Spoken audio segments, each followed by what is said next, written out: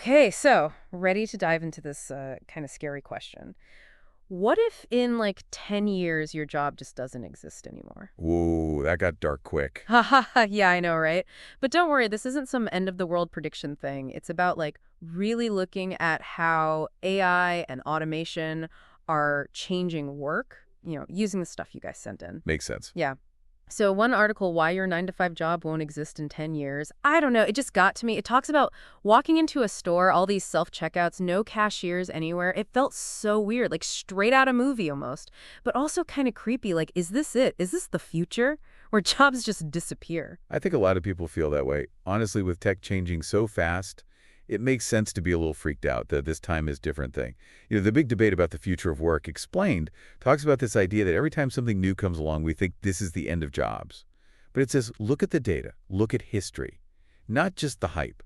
So we've always adapted before, right? But then you got Elon Musk in that video, Elon Musk on the future of jobs in less than a minute.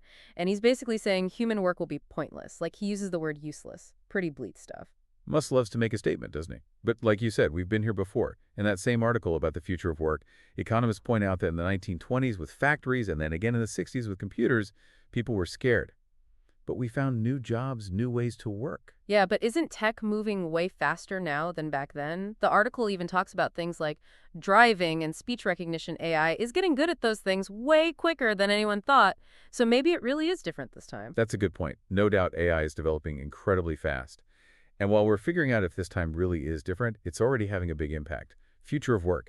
39% job skills to become outdated by 2030 lays it out pretty clearly. By 2030, 39% of job skills will be outdated. We're talking 92 million jobs lost globally. 92 million, that's not just a number, that's people's lives. What happens to those folks? Yeah, that's the big question. And this is where we need to shift from being scared to finding solutions. Because that same report also predicts 78 million new jobs by 2030. So yeah, jobs are going away, but new ones are coming too. The challenge is retraining, being able to adapt. Right, but it still feels like someone's going to be left out in the cold. That same report says 11 out of every 100 workers could lose their jobs completely because of AI. That's scary. It is. It's definitely unsettling. And that leads to the question of, okay, what can we do? The future of work is here talks about this radical idea, universal basic income, UBI. Basically, everyone gets a guaranteed income, whether they have a job or not. UBI. Huh. It sounds like something out of science fiction. Does that actually work? Well, there have been real-world tests. The Future of Work is Here talks about Dolphin Canada. They had a UBI program back in the 70s, and it pretty much eliminated poverty. Of course, doing that nationwide or even globally is a whole other discussion, but it makes you think, right? Yeah, for sure, Dauphin is pretty interesting. But UBI must be controversial, right? Giving everyone free money can't be that simple. It's definitely not simple. The future of work is here, goes into both the good and the bad. On one hand, it could give people financial security and maybe even encourage people to work. But then there's the question of, will it work economically? And will it make people lazy? There's no easy answer. It's complicated. While we're figuring all that out, there's a whole new generation coming into the workforce. Gen Z. Gen Z is reshaping the future of work. Here's how that video talks about how their values are different. They want work with purpose, flexibility. They care about mental health. Do you think those are the things that'll matter most as AI changes everything? I think you're right. And it's interesting because those Gen Z values aren't happening in a bubble. What is the future of work? World Economic Forum talks about how soft skills are becoming more important. Things like self-awareness, teamwork, being able to understand other people's feelings. AI can't really do that stuff. Yeah, and speaking of human-centered work, that same World Economic Forum report mentions the care economy jobs that are about helping people and making a positive impact. Could that be where our real value is in a tech-driven world? Like, it's not just what we produce, but how we treat each other. I think that's a really powerful idea. And it's not just about totally new types of jobs. We're also seeing AI being used to help people do their jobs better, not just replace them. Will AI take our jobs? The Future of Work Explained has some great examples. So AI is a partner, not an enemy. I like that a lot better. Right, will AI take our jobs? The Future of Work Explained has this great quote. The future of design is not human versus AI, it's humans with AI. Think about designers using AI to make super realistic images or create product designs instantly. Things that used to take forever, now they can be even more creative. That quote's amazing. And it reminds me of something in Why Your 9 to 5 Job Won't Exist in 10 Years about how value isn't tied to time anymore. With AI doing more of the work, the focus is shifting to how good the work is, not how many hours you put in. That's a pretty big shift. Makes me think of when I taught my dad how to use Google. He fought me on it at first, but once he got it, it opened up this whole world for him. It's like we got to be open to new tools. Even if they seem scary, they can lead to some awesome stuff. That's a great story, and it speaks to being adaptable, which is what we've been talking about. The big takeaway is this. Yeah, things are changing fast, it's disruptive, but it's also a huge opportunity. The real divide won't be humans versus AI. It'll be those who adapt and those who get stuck. So, how do we make sure we're on the right side of that divide? How do we prepare for a future that's so uncertain? What are the skills we should focus on? Well, Emphasis Chair on the AI boom and the future of jobs had some interesting thoughts on this. Well, Emphasis Chair on the AI boom and the future of jobs had some interesting thoughts on this. He actually thinks there's going to be a job boom because of AI, at least at first. A boom. I thought we were all going to be replaced by robots. That's what a lot of people think, right? But the Emphasis Chair is saying companies are going to be rushing to get AI set up, and that means they'll need tons of people who know how to work with it. So, more jobs, not less. That kind of goes against everything we've been talking about. It does, right? He thinks that even though AI will make individual workers more productive, the huge demand for AI stuff will outweigh that, at least for the next, 15, 20 years. It's a pretty bold prediction. We'll see if he's right. Okay, so maybe we have some time. But what about those reports saying whole job categories are going to vanish because of AI? How does that fit in? Yeah, those are legit concerns. Some jobs are definitely more at risk future of work. 39% job skills to become outdated by 2030. Specifically calls out ticket clerks, admin assistants, cashiers, bank tellers, data entry people. Those kinds of jobs are pretty easy for AI to do. Those are jobs a lot of people have. What happens to them if those jobs go away? That's where we need to step up with solutions retraining programs, helping people find new jobs.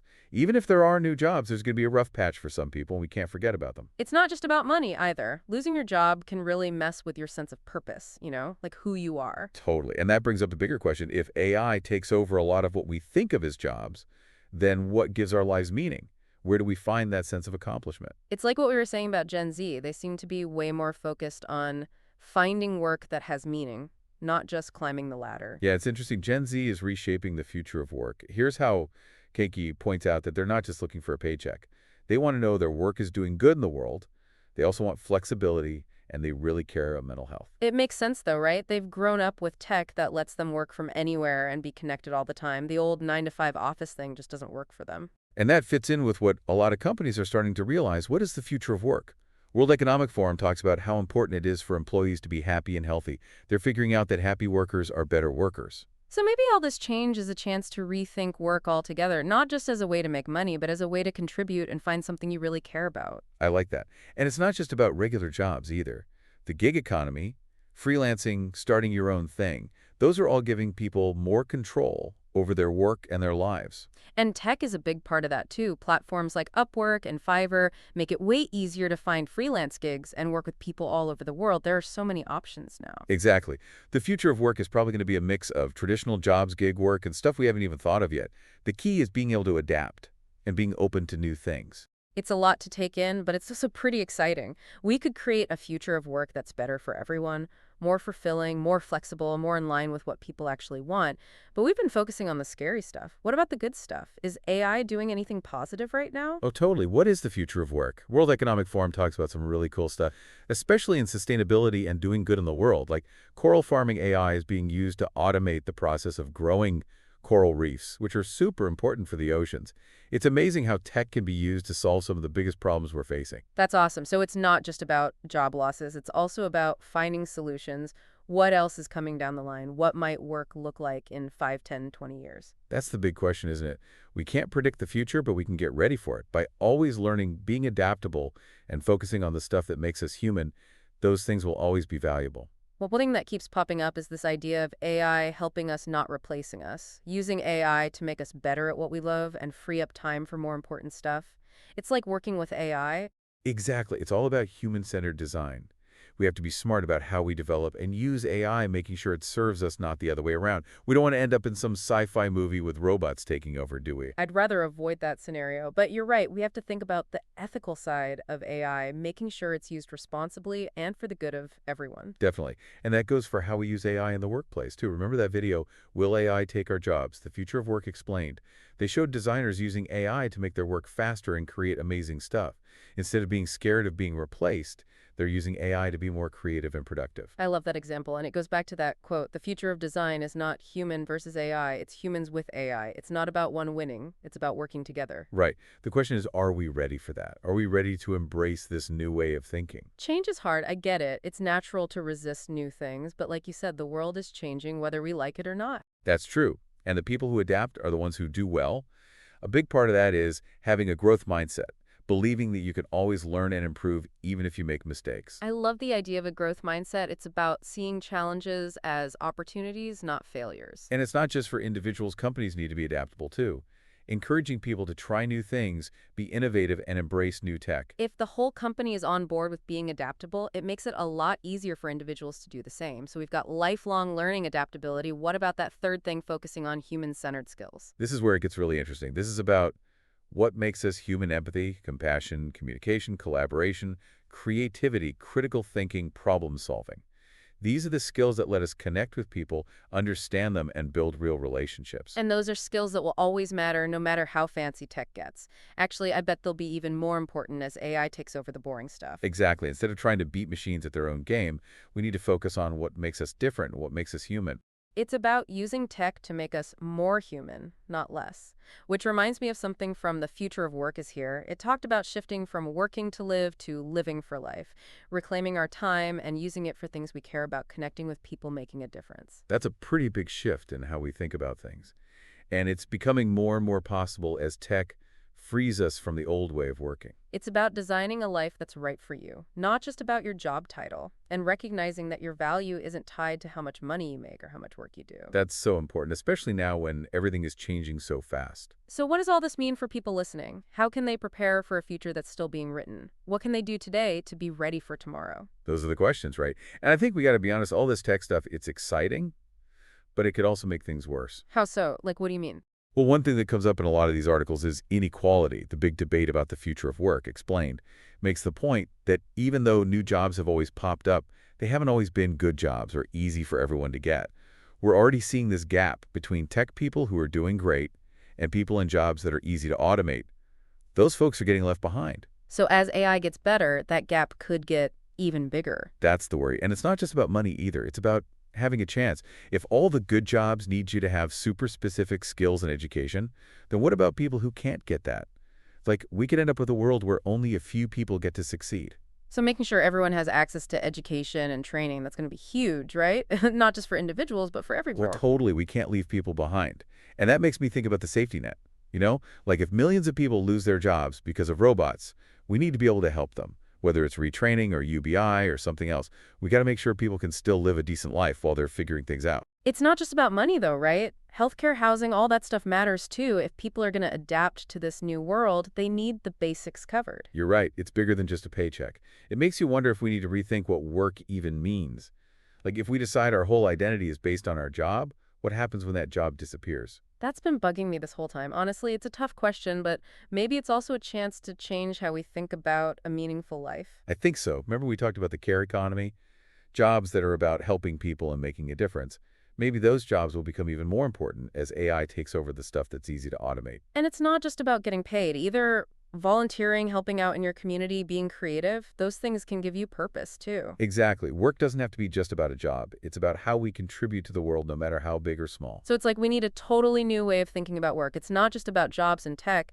It's about making a world where everyone has a chance to be happy and feel like they matter. Couldn't have said it better myself. And you know something that really stuck with me? In Why Your 9 to 5 Job Won't Exist in 10 Years, there's this story about a guy teaching his dad how to use Google. Oh, yeah, I remember that. It's a simple story, but it makes you think. Right. It shows how important it is for different generations to learn from each other. Like in a world where tech changes so fast, it's easy to get disconnected. But if we share what we know and listen to each other, we can bridge that gap. We all have something to teach and something to learn, no matter how old you are or how much you know about tech. Exactly. It's about bringing all those different perspectives together to build a better future for everyone. So before we wrap up, any final words of wisdom for our listeners? Just this, the future of work isn't happening to us. It's something we're making right now with every choice we make, every action. We can use tech to make our lives better, not worse, and we can build a future where work is about more than just surviving. It's about purpose and connection and finding something you really care about. That's a great way to put it. And even though it's going to be messy and uncertain along the way, we have a chance to make work something we're all excited about, something that's fair and meaningful for everyone. I really believe that. And on that note, I think it's time to wrap up our deep dive into the future of work. Thanks for being here with us, folks. We hope this got you thinking. And remember, the future is what we make it. So let's make it something awesome.